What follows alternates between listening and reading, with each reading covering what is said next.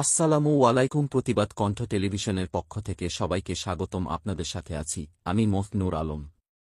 ১৬ লাখ টাকার প্রতারণা, আসামিরা ধরাছোঁয়ার বাইরে, ভুক্তভোগীর পুলিশের প্রতি আক্ষেপ।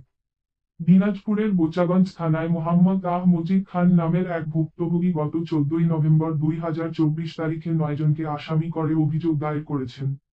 অভিযোগ অনুযায়ী, মোছা আশা আক্তার সহ অভিযুক্তরা ১৬,০৯,২০০ টাকা আত্মসাৎ করেছেন।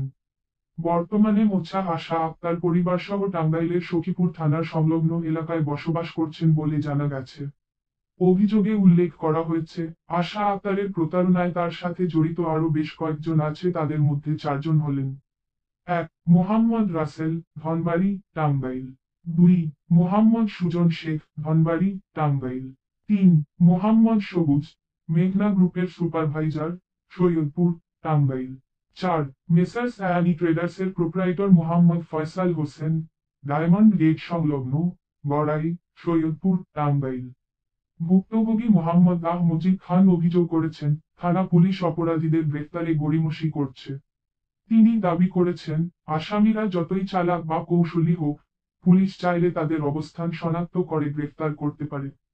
তবে কিছু পুলিশ কর্মকর্তা অর্থের লোভে নারীদের অপরাধ আড়াল করেন এবং অপরাধীদের গ্রেফতারে বিলম্ব করেন।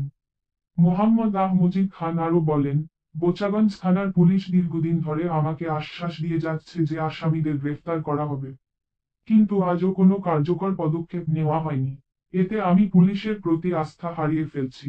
তিনি স্থানীয় পুলিশ প্রশাসন এবং দিনাজপুর জেলা পুলিশ সুপারের দৃষ্টি আকর্ষণ করে বলেন, অপরাধীরা আইনের আওতায় আসুক এবং দৃষ্টান্তমূলক শাস্তি নিশ্চিত করা হোক, যাতে সাধারণ মানুষের আইনের প্রতি আস্থা বজায় থাকে।